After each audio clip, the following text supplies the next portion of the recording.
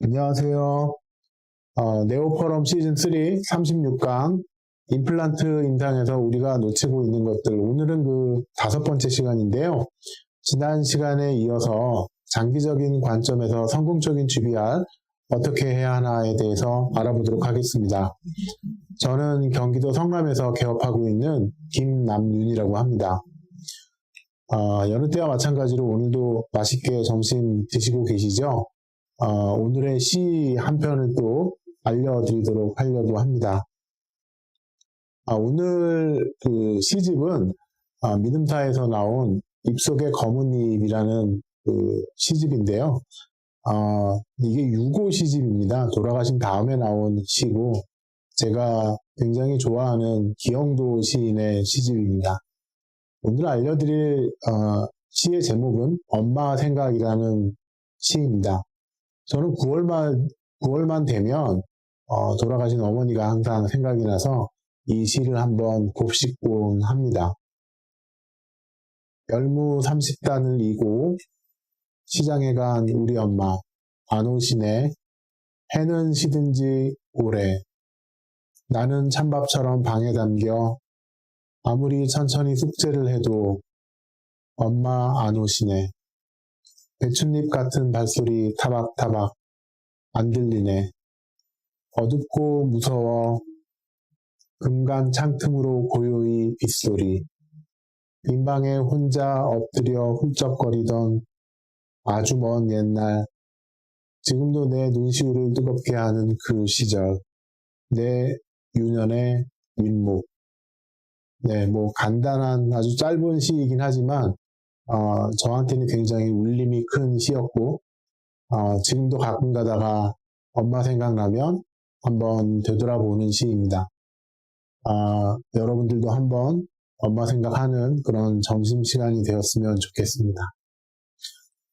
지금까지 우리가 같이 공유해본 내용은 진단, 분석, 평가 이런 부분이 있었고, 1차 수술할 때 우리가 생각해야 될 부분들, 그리고 2차 수술할 때 어떤 조건에서 어떤 거를 사용하는 게 좋을까 이런 부분들도 알아봤었고요. 지난 시간에는 장기적인 관점에서 성공적인 GBR의 그 레시피라든지 그 다음에 어떻게 한다 뭐 이런 부분들 같이 알아봤었고요. 주로 치조제 분할술, 리치 스플릿에 대해서 많이 알아봤습니다. 오늘은 그 2번째 시간으로 어떻게 뼈를 만들고 제가 알려드렸던 레시피를 어떻게 사용을 하고 하는 부분에 대해서 좀 말씀드리고자 합니다. 네, 혼레이왕 선생님의 샌드위치 테크닉 하면 뭐 여러분들 다 모르시는 분이 없을 거예요. 제일 처음에 나왔던 그런 컨셉은 뭐였냐면 인체 내 유사한 환경으로 뼈를 다시 만들어주자였습니다. 그래서 사람의 뼈는 피질골과 망상골로 나뉘어져 있죠. 그래서 처음에 홈레이왕 선생님이 샌드위치 테크닉, 뭐 레이어드 그라프트 이렇게 얘기하는 부분들에 대해서는 이 안쪽에는 동종골 캔설러스, 바깥쪽에는 동종골 피질골을 얹어서 원래 갖고 있던 그런 그 뼈의 조성과 유사한 조성으로 임플란트 주변을 만들어주자라는 의미였는데요. 저는 주로 나사선이 노출된 부분에는 드릴링 하다가 얻어진 자가골을 붙이고요. 바깥쪽에 이제 볼륨업 하기 위해서 이전골을 많이 사용하는 편입니다. 그래서 적절한 볼륨이 어느 정도인가라는 부분들이 항상 관건이 되어 왔는데, 예전에는 좀 전반적으로 많이 이렇게 좀 두껍게 하는 편이었다 그러면 요 근래에는 바로 임플란트 플랫폼 부위를 훌륭하게 만들어주고, 또 여기를 이제 크리티컬 본 티크니스라고 하죠. 나중에 뼈가 남는 게 한 2mm 정도 두께 이상이 되게끔 남겨주는 것이 좋겠다 이런 생각을 많이 하고 있습니다. 자, 그러면 이제 케이스부터 살펴보시죠.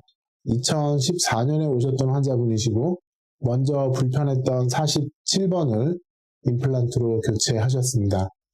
그리고 이제 30번대 7번 치아가 지금 거의 플로팅인데 이때까지만 해도 불편한 게 없다고 하셨는데 이제 2년 뒤에 오셔서 발치하고 임플란트를 하기로 계획을 했었습니다.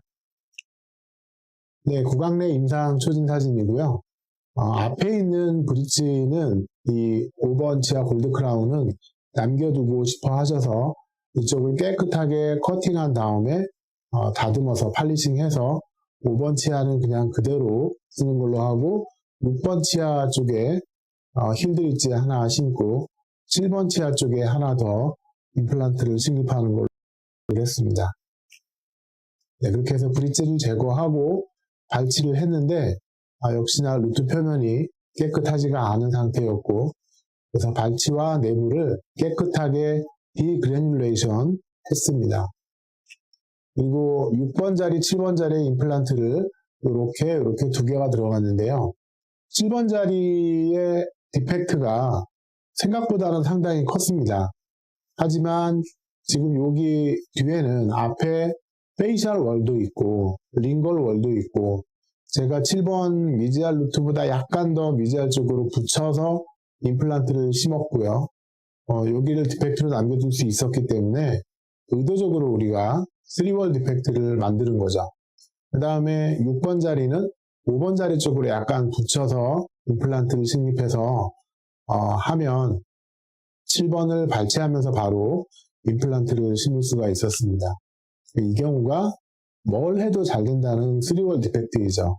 이럴 경우에 저의 레시피는 대부분 그 7번과 관련된 골 결손 부위를 골 이식제로, 입자골 이식제로 거의 다 채웁니다.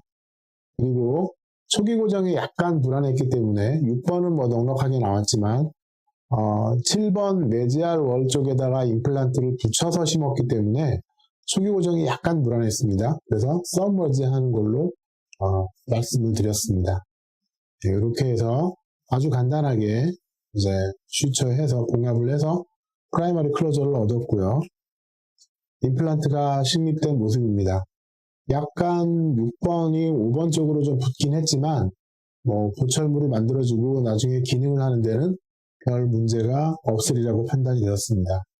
그래서 3달 후에 2차 수술을 하고 커스텀 어버트먼트 올려서 보철물을 이렇게 만들어 드렸고요.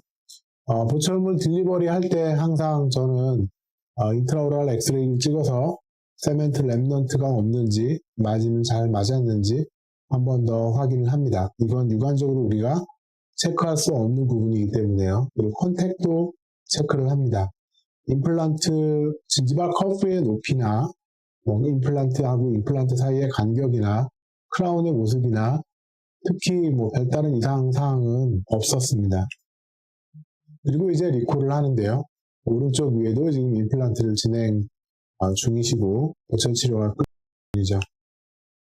네, 올 때마다 이제 우리가 엑스레이를 찍어서 보험 노슨은 없는지 우리가 이식한 뼈는 잘 자리를 잡고 있는지 확인을 합니다. 그리고 최근에 이제 리콜했을 때 보면 보험 레벨이 잘 연속적으로 이루어지고 있고 우리가 만들어진 뼈도 단지 차단막도 쓰지 않고 골리식만 했는데 골 형성이 어느 정도는 잘 된 것 같습니다. 그리고 보철물도 잘 기능을 하고 있는 상황이셨고요. 네, 다음 케이스 한번 또 보겠습니다. 네, 58세 된 여자 환자분이셨는데요. 아래 이제 RPD를 쓰고 계셨는데 RPD에 어버트먼트가 되는 이 40번대 치아 하나가 부러지면서 그 RPD가 맞지 않는 상황이 되셨습니다. 근데 RPD 끼신 분들의 특징적인 양상을 보면 프라이머리 스트레스 베어링 에어리아가 피지컬이 굉장히 좀 두꺼워지는 그런 양상들을 보이고 있습니다. 그리고 아무래도 힘을 많이 받는 부위다 보니까 이 7번 자리까지는 그 가용골이 그렇게 많지가 않은 그런 상황이 대부분이죠. 그리고 RPD 쓰시는 분들은 대부분 골폭이 많이 좁아져 있는 그런 상황이시기도 합니다. 네, 구강 카메라로 찍었을 때 40번대 리테인드 루트가 이렇게 보이고요. 그 다음에 7번 자리 쪽으로 갈수록 골폭이 좁아지면서 이제 많이 어태치리 진지바도 없고 가용골도 많이 좀 줄어드는 그런 상황입니다. 치료 계획을 어떻게 세울까 했는데, 뭐 상악도 그렇게, 페리오 상태가 좋은 상황은 아니고, 언제 뺄지는 모르겠지만, 하여튼 유지관리 치료를 잘 하면서, 상악 치아는 그대로 유지하기로 하고, 다행히 RPD를 잘 쓰셔서 그런지 몰라도, 이 위에 있는 치아들이 많이 익스트루전 되지는 않았어요. 자, 먼저 40번대를 보겠습니다. 40번대 이 4번 치아는 발치 즉시 임플란트 식립을 했고요. 그래서 리텐드 루트가 남아 있었기 때문에 어느 정도 긴 임플란트를 심을 수 있었지만 뒤로 갈수록 5번, 6번 자리는 그렇게 굵고 긴 임플란트를 사용하기는 좀 힘들었습니다. 이 상태에서 패스가 잘 맞았는지를 한번 디렉션 패러럴 핀, 디렉션 인디케이터를 넣고 한번 체크를 하고 난 후에 우리가 또 엑스레이도 한번 찍어보죠. 왜냐하면 하추신경관하고 굉장히 좀 가까웠기 때문입니다. 여기가 지금 멘탈 러브죠. 자, 그리고 이제 뭐 아주 심각한 골 결손은 없었기 때문에 뼈 이식만 하고 컨티뉴어스 수처로 서머지하고 마무리를 하였습니다. 임플란트가 식립된 모습이고요. 마치 계단처럼 이렇게 올라가는 모습으로 이렇게 임플란트가 심어졌습니다. 그리고 3달 정도 후에 보면 어느 정도 폭이 전보다는 조금 좀 두꺼워지고 또 잇몸 색깔도 좀 많이 좀 돌아온 걸로 보이시죠. 전층 근단변이 판막술을 통해서 2차 수술을 시행했고요. 그리고 봉합살을 제거하고 어느 정도 힐링이 된 후의 모습입니다. 자, 이렇게 커스텀 어버트먼트 3개를 만들어서 장착을 했고 최종 보철물은 7번을 캔틸레버 했어요.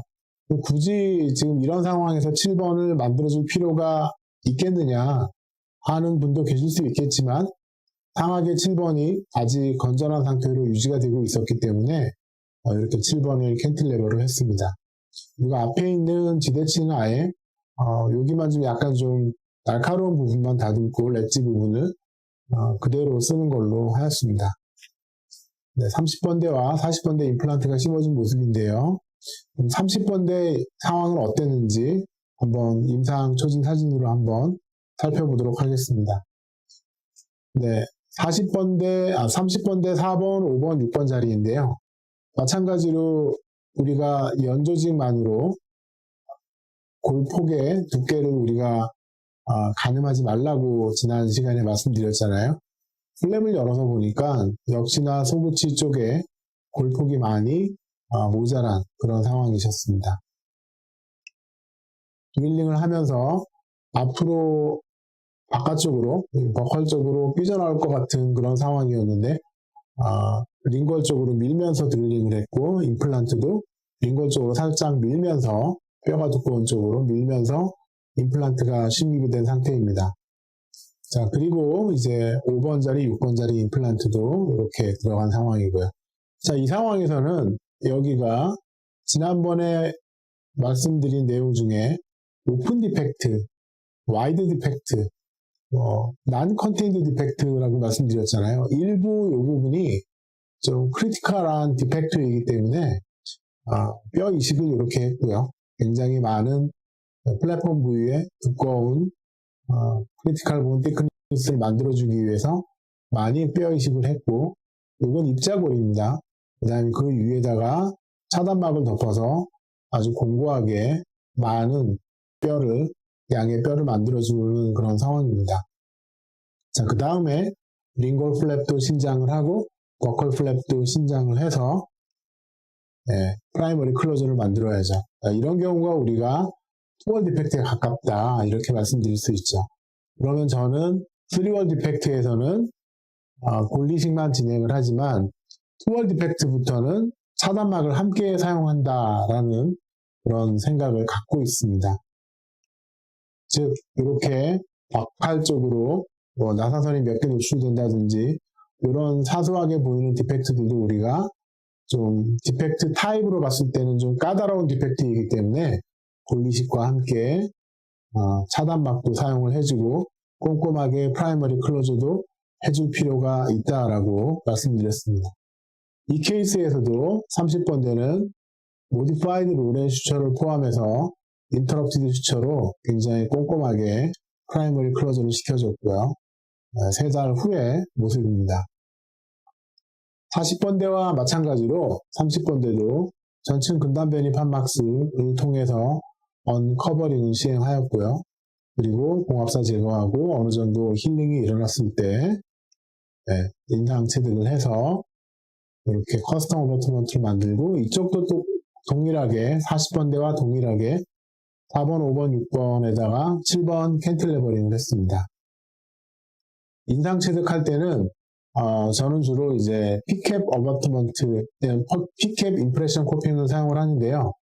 이 상태에서 공고한 이제 그 바이트도 우리가 레지스트레이션 할 수 있고, 그리고 이 상태에서 플라스틱 캡을 씌운 다음에 윗부분은 픽업이 되고 그 다음에 아랫부분은 트랜스퍼가 되기 때문에 굉장히 정확합니다.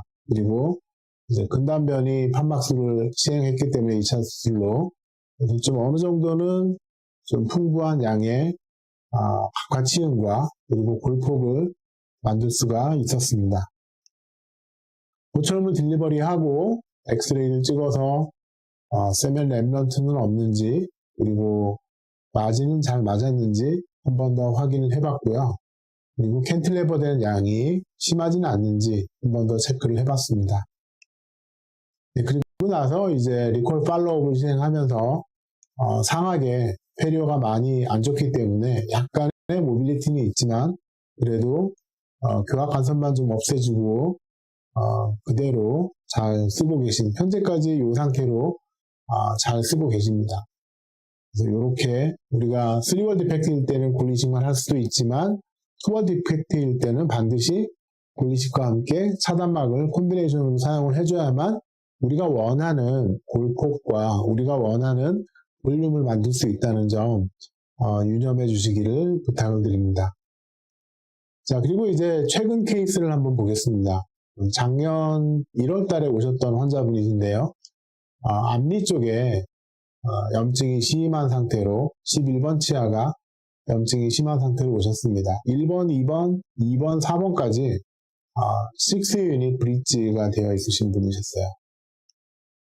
네, 임상 사진을 보면 계속 이렇게 스판테니어스하게 퍼스가 디스차지 되는 그런 상황이셨고, 검 스웰링, 레드니스, 일단은 통증이 심한 상황이셨고, 그래서 마취를 하고 우리가 발치를 한 다음에 발치 즉시 임플란트 식립을 하기로 계획을 했습니다. 자, 인트라오럴 엑스레이를 찍어 보니까 굉장히 엔도는 충실하게 열심히 잘 되어 있는 걸 확인을 했고요. 치아가 부러진 상태였습니다. 그래서 전방위도 교합을 좀 신경을 많이 써야겠구나 이런 생각을 하게 되죠. CT 컷으로 봤을 때 이런 상황에 지금 여기 그 오클리달 쪽으로는 거의 칼리지만 남아있는 상황이죠. 이런 상황에서 이쪽으로 임플란트를 심는다는 건 거의 불가능하기 때문에 제가 계획한 건 12번 쪽에 지금 전체가 보철물이 흔들리고 전체가 세면 와시아웃이 왔고 세컨더리 캐리어스가 생겼기 때문에 2번, 12번, 22번, 24번에 임플란트를 심어서 6유닛 임플란트 서포티드 브릿지를 만들어 드리기로 그렇게 계획을 세웠습니다. 자, 이건 이제 11번 치아의 CT 컷이고요. 네, 이게 22번 치아의 크로스 컷입니다. 이건 24번 치아의 크로스 컷이고요. 세컨더리 캐리어스가 심하게 오고 완전히 거의 치아가 사용하지 못할 정도인 것을 확인을 했습니다. 브릿지를 제거하고 이제 임상 사진을 찍어서 보니까 역시나 이제 여기 가장 많이 안 좋은 상황이셨고 치아들이 굉장히 모빌리티가 심한 상황이셨습니다. 네, 발치를 시행했고요. 발치는 이제 쉽게 시행을 했습니다. 하지만 이쪽에 디펙트가 심하고 힐드립지에도 분명히 볼륨이 모자랄 것 같고 해서 플랩을 열어서 임플란트를 심기로 했습니다. 네, 이게 이제 플랩을 연 상태이고요. 11번 쪽에 아주 심했던 그 유가조직, 염증 때문에 생긴 유가조직들을 깨끗하게 박리를 했습니다. 그랬더니만 여기 요만큼만 뼈가 남아있고 심한 디펙트가 이렇게 만들어져 있죠. 여기가 12번 치아고 여기가 22번 치아 있던 부위고 여기가 24번 치아 있던 부위입니다. 네, 임플란트 식립은 어느 정도 마친 상황인데 12번 임플란트도 3.5mm 임플란트를 넣었지만 약간 버칼 쪽으로 좀 비치는 상황이고요. 트레이드가 11번 쪽은 뭐 거의 아무것도 지금 못하는 상황이죠. 그 다음에 24번 치아는 약간 구개축으로 넣어서 임플란트를 심을 수가 있었습니다. 자, 이때 저는 이제 갭 필링을 대부분 입자골로 합니다. 어느 정도 입자골로 갭 필링을 한 다음에 그 위에다가 이전골 플러스 콜라겐으로 볼륨을 쌌습니다. 이렇게 할 수 있는 방법은 일단 그 이전골 플러스 콜라겐을 살라인에서 이제 충분히 수화를 시킨 다음에 15번 블레이드로 자릅니다. 지금 이거는 한 100mg짜리 2개 정도를 사용한 건데요. 한 3등분 정도로 잘라서 한쪽을 막고 그 다음 또 3등분 정도 잘라서 이렇게 집어넣는데 최근에는 블레이드로 어느 정도는 자르고 나머지 부위는 이 프리차드 페리오스타 엘리베이터로 쭉 펴듯이 마치 중식도로 마늘 이렇게 다지는 거 있잖아요. 퍽 쳐가지고 납작하게 만드는 것처럼 이 이전골 플러스 콜라겐을 납작하게 만든 다음에 이불처럼 덮어주는 그런 테크닉을 많이 사용을 하고 있습니다. 그렇게 되면 우리가 안에서는 입자골이 활발하게 이제 뼈를 재생시키는 그런 역할을 해주고 바깥쪽에서는 이전골 플러스 콜라겐이 충분한 볼륨을 만들어줄 수 있다고 생각을 합니다. 11번 자리에 이렇게 이제 충분한 볼륨을 만들었다고 생각을 하고 이제 봉합을 시행하였습니다. 근데 봉합을 시행하고 보니까 봉합 당일날 발치하고 당일날 봉합을 시행했는데 여기 보시면 좀 빨간 기가 많이 없어져 있죠. 염증의 원인이 되는 치아만 잘 제거를 해줘도 여기 보시는 것처럼 이렇게 어느 정도 염증이 좀 사라지고 있고 원래 잇몸 색깔이 돌아오고 있는 걸 볼 수가 있습니다. 처음에 이제 이를 뽑고 임플란트를 심고 하면은 프라이머리 클로저를 해야 되나? 서머지 시켜야 되나? 하는 생각이 많이 들죠. 그래서 초기 고정이 어느 정도 얻어지면 적어도 한 25N 정도의 이상의 그런 초기 고정이 얻어진다 그러면 힐링 어버트먼트로 연결하고 GBR을 하는 트랜스뮤코잘 GBR이 훨씬 더 쉽습니다. 이거를 프라이머리 클로저 시킨다 그러면 저도 불가능할 것 같은 생각인데요. 일단 힐링 어버트먼트가 있으면서 훨씬 더 이렇게 GBR 하기가 좀 쉬워지는 여건이 만들어집니다. 자, 임플란트는 여기 12번 자리 임플란트가 이렇게 들어갔고요. 그 다음에 22번 자리 들어갔고 24번 자리에 들어갔습니다. 네, 2주 정도 지나서 봉합사 제거를 했는데요. 영 뭔가가 마음에 안 들죠, 이 부분이. 아무리 염증이 심했다 하더라도 우리가 어느 정도 밑에다가 경조직을 만들어 놓은 상황인데 이렇게 푹 꺼지고 있습니다. 이러면 좀 앞니 부위이기 때문에 심미적으로 좀 약간 좀 안 좋은 그런 형태를 띌 수가 있죠. 그래서 어느 정도 치유가 일어난 다음에 2차 수술이 필요 없는 상황이니까 여기 이쪽을 여러분 같으면 어떻게 하시겠어요?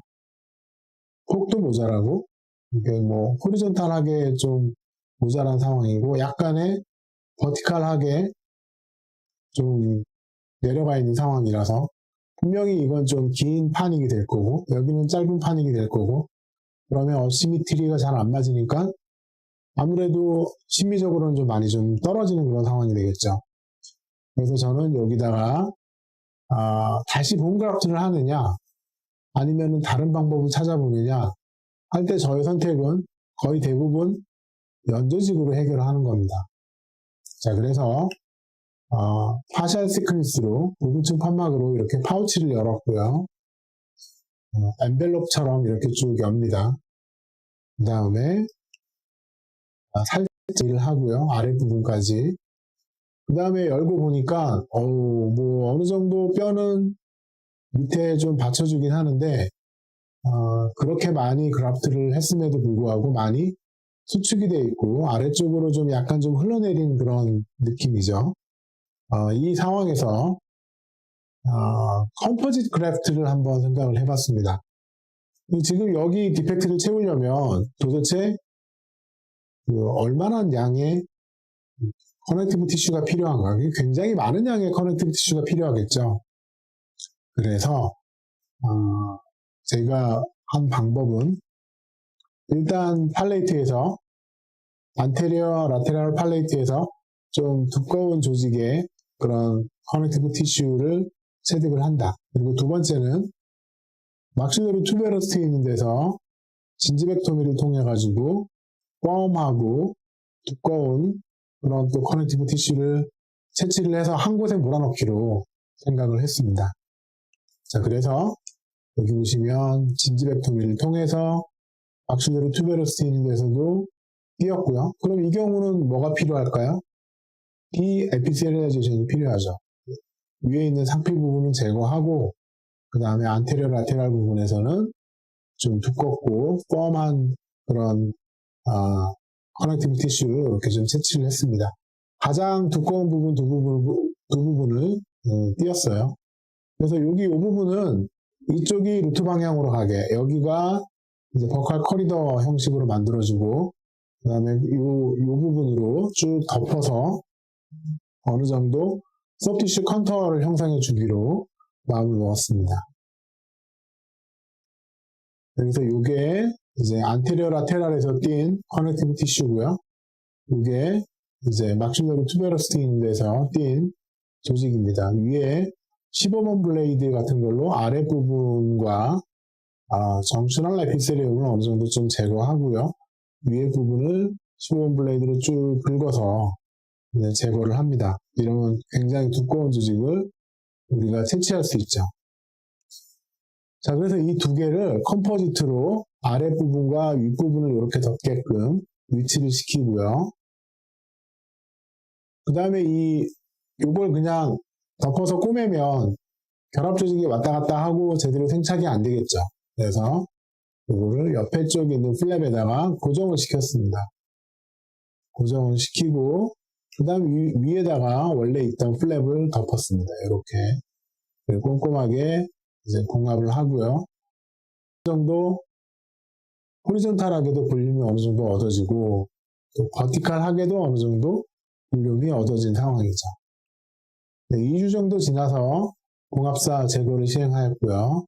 네, 이때 보면은 아직 호모게나이즈한 그런 색깔로 변하진 않았지만 약간의 좀 뭔가 조직이 두꺼워진 그런 양상을 좀 띠고 있고요. 한 달 정도 지나면 이렇게 됩니다. 내가 뭔가를 좀 두툼한 걸 만들었구나 이런 생각이 들죠. 그리고 옆에 힐드리치의 21번 자리랑 비교를 해봐도 그렇게 많이 떨어지는 그런 상황은 아니죠. 자, 이때 이제 인상 체득을 해서 커스텀 어버트먼트를 쭉 연결을 하고요. 그 다음에 템퍼러리를 제작을 해줍니다. 템퍼러리로 제작을 해서 이제 여기 11번짜리 잇몸에 몰딩을 들어가게 되는 거죠. 몰딩을 해서 어느 정도 오베이트 파닉 형식으로 만들어주고 블랙 트라이앵글이 잘 생기지 않게끔 11번짜리랑 21번짜리도 좀 잇몸을 눌러서 몰딩을 좀 해주고 있습니다. 그래서 몰딩이 끝나면 또 이 파필라도 좀 크리핑이 일어나고 물론 이제 심미에 크게 신경 쓰는 분은 아니셨지만 그래서 12번, 22번 치아가 약간 좀 길어지긴 했지만요. 그리고 지르코니아 싱크 어버트먼트 사용한 것도 아닙니다. 네. 그리고 나서 이제 옆에서 보면 이렇게 좀 뭔가가 좀 뿌듯한 느낌이 들게 연조직이 만들어지고 디펙트 부위가 채워지는 걸 볼 수가 있습니다. 그 다음에 다시 이 템포러리도 인상을 떠서 보내드리고요. 기공소로. 그 다음에 다시 위에 부분만 인상을 체득해서 보내주면 풀 지르코니아로 또 브릿지를 만들 수가 있습니다. 이때 이 템포럴리 사용하면서 이 환자분의 안테리어 커플링, 즉 전방 유도 부분을 잘 형성을 해줘서 다시 이 임플란트 쪽으로는 좀 문제가 되지 않게 그렇게 형성을 해줍니다. 여기 보시면 어느 정도 살짝 인덴테이션이 가해진 걸 좀 볼 수가 있고요. 네, 다시 이제 몰딩을 더 해서 어느 정도 좀 약간 오베이트 반응이 될 수 있게끔 그렇게 만들어 드립니다. 그리고 이제 연구 보철물을 제작을 해서 이 환자분은 안테리어 커플링이나 아니면 파닉 문제 때문에 여러 번 리메이크를 했습니다. 여러 번 리메이크를 해서 이제 이렇게 최종적으로 환자분이 색깔도 좀 더 하얗게 해달라는 부분을 해서 이렇게 만들어 드렸고요. 볼륨이 어느 정도 잘 형성이 된 걸 볼 수가 있습니다. 그래서 최종적으로는 2번, 4번 브릿지 이렇게 갔는데요. 커넥티브 티슈 그래프트를 말씀드리려고 한 게 아니라 골리 식재에도 안쪽에는 입자고를 많이 사용하고 바깥쪽에는 우리가 이전고 플러스 콜라겐을 많이 사용을 한다라는 부분을 말씀드리기 위해서 이 케이스를 넣었습니다. 자, 그리고 이제 마지막 케이스 하나 더 보여드리려고 하는데요. 이 환자분은 20번대 보철물이 문제가 생긴 환자분입니다. 특히 26번 치아가 세컨더리 캐리어스로 인해서 발치를 했고요. 발치 후에 2달 정도 기다린 다음에 임플란트 식립을 하기 위해서 들어갔는데요. 이게 지금 초진 임상 사진입니다. 보시기에도 이 4번 자리는 무시무시하죠. 대합치가 6번까지밖에 없기 때문에 4번, 5번, 6번까지만 회복을 해드리기로 했는데 이럴 경우에 4번, 6번 자리에 심기도 합니다. 하지만 이 4번 자리가 너무 무시무시한 거예요. 그래서 4번, 5번, 6번 3개를 심겠다라고 말씀을 드렸고요. 역시나 플랩을 열어보니까 종이장만한 그런 뼈가 남아 있었고, 이런 케이스 때는 리치 스플릿을 3mm 이상이면 리치 스플릿을 하는데 좀 애매모호한 경계에 있었고, 이 당시에는 제가 리치 스플릿을 그렇게 선호하지 않았기 때문에 그대로 이제 드릴링을 해서 임플란트를 심으려고 하는데요. 이때 이 24번짜리 임플란트 드릴링 할 때부터 핸드피스를 두 손으로 잡고 팔라탈 쪽으로 당기면서 합니다. 계속 뭔가 좀 집어넣으려고. 안 그러면 이게 보컬 쪽으로 한번 휙 이제 린더만 드릴이나 트위스 드릴이 한번 보컬 쪽으로 휙 튕겨져 나가면 거의 임플란트를 심을 수 없는 그런 상황이 되어버리기 때문에 드릴링 하면서 내가 넣으려고 하는 방향 쪽으로 드릴링을 더 합니다. 그리고 다행히 5번 자리는 어느 정도 골폭을 좀 갈아내서 들어갈 수 있는 그런 상황이었고, 6번 자리는 이제 크레스탈 어프로치로 상악동 거상술 클래스 3 골리식과 함께 이제 상악동 거상술을 하는 그런 술식을 하였습니다. 그래서 겨우겨우 이렇게 3개의 임플란트를 넣었는데요. 5번 자리 임플란트는 제2치에 가 있고 6번 자리도 제2치에 가 있지만 이 4번 자리 임플란트가 거의 바깥쪽으로 빠져나올 듯하게 이렇게 되어 있죠. 자, 제가 또 디펙트의 타입 드렸지만 이런 경우는 거의 완홀에 가깝고, 그리고 우리가 본 하우징을 벗어난 그런 상황에도 가까운데, 이 임플란트는 겨우겨우 초기 고정을 얻었습니다. 테이퍼하고 셀프 탭핑 되지 않은 그런 임플란트였다면 아마 심지도 못했을 거예요. 겨우겨우 임플란트에서 한 20뉴턴 정도의 초기 고정을 얻고 들어간 상황이고요. 이럴 때 우리가 이제 사용하는 레시피가 있습니다. 이렇게 완홀 디펙트인 경우라고 말씀을 드렸고요. 자, 6번 자리는 그냥 통상적으로 임플란트 식립했으니까 이렇게 됐고, 지금 여기에 끼워진 거는 스페이서라는 겁니다. 스페이서라는 거고요. 뭐 할 때 쓰냐 하면은 주로 타이타늄 메쉬를 우리가 사용을 할 때 쓰는 그런 이제 장치입니다. 픽스처 위에 이렇게 탑으로 올라가게 되죠. 그리고 약간 뼈가 딱딱해 보여서 주변에 우리가 디코티케이션을 했고요. 그 다음에 골리식을 합니다. 어떤 순서로 하죠? 네, 노출된 나사선에는 드릴링할 때 나왔던 장화골 약간 얹고, 만약에 장화골이 거의 없어요. 그러면 저는 동전골을 얹고, 그 다음 바깥쪽에 이전골 플러스 동전골 내지는 이전골 단독으로 볼륨을 만듭니다.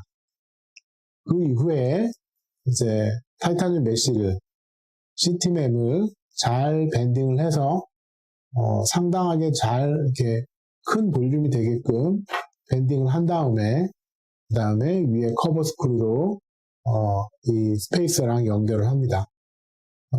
지금 이 케이스에서는 버컬 쪽에 하나 더 고정하는 이제 픽싱 스크루를 넣었는데 최근에는 하부에 오버 밴딩을 해서 상부만 고정을 하고 사용을 합니다. 대부분. 자, 이렇게 되면 쭉 이제 버컬본의 연장선을 그었을 때 이게 3번부터 6번까지 쭉 이어질 수 있도록 특히 이제 코로나를 부위에서 임플란트 플랫폼 주변에서 많은 양의 볼륨을 가져가려고 하는 거죠. 네, 여기에는 E2 사이즈의 CT맵을 사용을 했습니다. 네, 이러한 CT맵을 잘 사용하려면 플랩에 텐전이 없게 잘 플랩을 릴리징 해주는 게 중요하고요. 그리고 두 번째는 임플란트는 좀 디플레이스먼트를 하고 또 현재는 이제 고정을 상부 고정으로도 충분하다라고 말씀드렸고 코로나를 부드럽게 둥글게 만들어서 볼륨이 좀 크게 이행될 수 있도록 밴딩을 하고 하부는 오버 밴딩 해가지고 스파이더맨처럼 딱 붙을 수 있게 그렇게 해주고 또 경계 부위에서 한 2mm 정도 절개 부위에서 2mm 이상 떨어지게 자릅니다. 시저로 잘라서 트리밍을 하고요. 노출된 나사선은 장화골 혹은 동전골, 외부에는 이전골 단독 혹은 동전골과 이전골을 섞어서 쓰면 적절한 볼리식 레시피가 되고요. 스페이서, 아까 이제 여기 들어가는 이 스페이서는 높이가 최소한 1.5mm 정도 이상이 돼야지만 어느 정도 나중에 뭐라 그랬죠? 제가 GBR 한 뼈도 녹을 수 있다 그랬잖아요. 그러니까 녹는 건 어느 정도 생각을 하고 수축이 되는 걸 어느 정도 생각해서 좀 높이 쌓아주는 게 필요하다라고 말씀드렸습니다. 그리고 또 하나의 그 임상 팁을 알려드리자면 저는 이 CT맵 위에다가 콜라 테이프를 이렇게 한 장 집어넣습니다. 콜라 테이프를 집어넣고 그 다음에 이제 뭐 호리존탈 매트리스 슈처랑 이제 그 인터럽티드 슈처랑 이렇게 해서 봉합을 프라이머리 클로저로 넣었는데요. 자, 이게 왜 들어갔느냐? 콜라 테이프가 그럼 여기에다가 흡수성 차단막을 쓰면 안 돼? 됩니다. 그리고 고텍스 쓰면 안 돼? 됩니다. 그런데 PRF 쓰면 안 돼? 됩니다. 아주 좋습니다. 근데 하지만 제가 보기에는 가성비나 다른 그런 비싼 재료들 말고도 코스트 이펙트로 봤을 때는 콜라 테이프 정도만 해도 충분하다라는 거죠. 그리고 이것의 역할이 초반에 티타늄 메쉬의 포어 쪽으로 소프티슈가 인그로스 되는 걸 어느 정도 좀 막아주기도 하고 또 메쉬 위에 슈퍼피셜 레이어의 플랩이 얇아지는 것도 좀 막아주기도 하고 그리고 다른 이제 재료나 재질하고 견져봤을 때는 굉장히 가격이 좀 저렴하다라는 부분들이 있기 때문에 이런 거 사용이 된다라고 이제 말씀드렸고요. 이거는 2017년도 임플란톨로지라는 저널에 제가 투고를 했던 내용이었습니다. 네, 임플란트가 이렇게 3개가 심어져 있고요. 이쪽엔 이제 클래스 3 상악동 거상술을 했고 여기 지금 보이는 이게 버컬 쪽으로 고정을 했던 픽싱 스크류인데 최근에는 이렇게 픽싱 스크류 제거하는 것도 힘들고 굳이 제거하지 않아도 잘 스페이스 매니징을 하고 있기 때문에 잘 사용하지는 않고 있습니다. 네, 2주 있다가 봉합사 제거를 했는데요. 네, 플랩이 뜯어진 부분들도 없고 잘 나아진 모습을 볼 수가 있습니다. 3달 후의 모습이고요. 이제 이때 마취하고 언커버링 하려고 합니다. 골폭은 좀 예전보다는 많이 좀 증가가 된 그런 형태를 보이고 있고, 소프트 티슈 디프레션이 보이지 않고 있습니다. 네, 언커버링 해 보니까 타이타늄 메쉬 시티면은 쉽게 제거가 됩니다. 커버 스크류 풀고 핀셋으로 잡고 이제 픽싱 스크류도 하나 제거하고요. 핀셋으로 잡고 빼면은 그냥 그대로 잘 빠지는데, 이 아래쪽에 만들어진 볼륨을 생각한다 그러면 굉장히 광폭의 볼륨이 새로 신생물이 만들어진 걸 볼 수 있습니다. 그럼 이게 다 뼈가 되느냐? 그렇진 않죠. 여기 만져보면 여기는 연조직이고요. 그 아래 뭔가 뼈 라이크한, 본 라이크한 머티리얼이 생겨져 있는데, 그게 다 뼈라고 할 수는 없지만 어느 정도 우리가 볼륨을 만드는 데는 성공했다라고 이렇게 평가할 수 있겠죠. 위에 있는 스페이서를 제거했을 때 한 1mm, 1.5mm 정도 딥 임플란테이션 된 거를 볼 수가 있고요. 아주 이 3번하고 6번을 연결했을 때 적절한 볼륨을 유지하고 있는 것을 확인할 수 있습니다. 전층 근단변이 판막술로 2차 수술을 시행하였고요. 치료 전과 치료 후를 비교해 보자면 약 한 3-4mm 정도의 충분한 볼륨이 수평적으로 생긴 걸 볼 수가 있습니다. 세컨 서저리 후에 또 파노라마를 찍어 봤고요. 그 이후에 힐링 어버트먼트를 풀고 이제 이때만 하더라도 트랜스퍼 타입의 임프레션 코핑을 사용을 했죠. 사용을 했고 스톡 어버트먼트를 넣고요.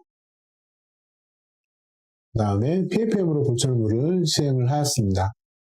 약간 좀 소프티슈가 번칭된 것처럼 보이지만 적절한 크기와 적절한 모양의 그런 보철물을 넣을 수가 있었고, 이 케이스는 한 6년 정도 지나서 이제 아래쪽이 망가지면서 환자분이 다시 오셨는데, 약간의 포셀린 기포가 있던 부분에 좀 이물질이 들어간 거, 잇몸이 약간 좀 내려간 거, 워낙에 이분이 또 틴바이오 타입의 틴 페노니탈 페노타입을 갖고 계셨기 때문에 내려가는 거는 좀 예상을 할 수 있었지만 어느 정도 잘 버칼 커리더를 유지하고 있는 상태였습니다. 네, 하악에 또 브릿지 제거하고 임플란트 2개 심었죠. 네, 여기에 5번, 6번 심어지고 위에는 4번, 5번, 6번이 6년, 7년 정도 후에도 잘 유지가 되고 있는 모습을 확인할 수가 있었습니다. 네, 좀 결론 같은 얘기긴 하지만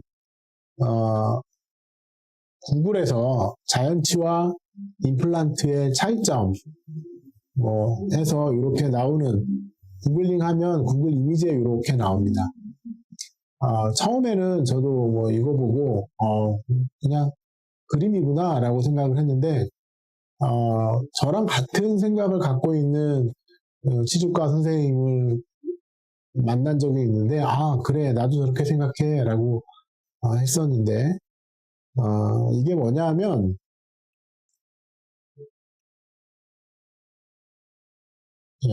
이 지금 두께가 자연치 같은 경우에는 위로 올라가면서 얇은 골판이 만들어져 있죠. 그래서 지금 폭이 1이고 길이가 2 정도인 그런 상황에 이제 치근이 둘러싸여져 있습니다. 뼈로만 생각한다 그러면. 근데 임플란트는 폭이 2고 길이가 1 정도 되는, 거꾸로 좀 자연치에 비해서는 좀 두께가 두꺼운 뼈를 갖고 있고, 또 요 근래 보면 아무런 염증이 없는 그런 치아인데 좀 두꺼운 잇몸을 갖고 있을수록 크리스탈 본 로스가 좀 줄어든다는 그런 보고들도 상당히 많습니다. 그래서 이거를 1대2, 2대1의 법칙이다 이렇게 이제 얘기를 하는데, 오랫동안 봐오던, 여러분들도 봐오던 이 사진에서 이 차이를 느끼실 수 있다 그러면 우리가 도대체 어디에다가 뼈를 만들어줘야겠다라는 걸 좀 생각하고 떠올릴 수가 있겠죠. 근데 바로 이 플랫폼 부위입니다. 임플란트 플랫폼 부위에 좀 두껍고 좀 폭이 넓은 볼륨의 그런 볼륨이 뼈든지 아니면은 GBR을 해서 만든 신생물이라든지 그게 있으면 나중에 임플란트 주변에 이제 뼈가 녹아내리는 거를 좀 줄일 수 있지 않나. 그 이유는 자연치는 치주인대가 있어서 어느 정도 그 뼈가 녹는 거에 대해서 저항할 수 있는, 자연적으로 흔들릴 수 있는 그런 여건이 있지만, 임플란트는 주로 이 임플란트 플랫폼 주변으로 스트레스가 집중이 되는 그런 구조이기 때문에 좀 더 많은 뼈를 만들어야 되지 않나, 그런 생각을 개인적으로는 갖고 있습니다. 그래서 이거를 크리티컬 본 thickness라고 하고 2mm 이상의 크리티컬 본 thickness를 갖고 있는 게 좋겠다라고 생각을 하고 있습니다. 네, 오늘의 한 줄 요약입니다. 임플란트 플랫폼 부위에 충분한 연조직, 경조직 볼륨이 임플란트 주위염 예방과 장기적인 유지 관리에 도움을 준다. 그래서 앞으로의 GBR은 좀 이전골 플러스 콜라겐을 바닥에 깔아서 입자골이 스르륵 내려오지 않게, 내지는 입자골을 먼저 이제 덮어주고 갭 필링이라든지 아니면 어느 정도 볼륨을 만들어주고 그 위에 이불처럼 이전골 플러스 콜라겐을 덮어서 잘 임플란트 플랫폼 주위에 충분하게 볼륨을 유지해 줄 수 있는 그런 GBR이 좀 더 장기적인 관점에서 성공적인 GBR이 아닌가, 이렇게 생각을 합니다. 네, 다음 주에는 임플란트 임상에서 우리가 놓치고 있는 것들, 그 6번째 시간으로 발치 즉시 식립의 성공한 케이스를 골라내고, 또 저는 어떻게 발직을 하는지 저의 프로토콜에 대해서 말씀을 드리는 시간을 갖도록 하겠습니다. 오늘도 즐겁고 편안한 진료하시고 그리고 행복한 저녁 시간 되시기 바랍니다. 감사합니다.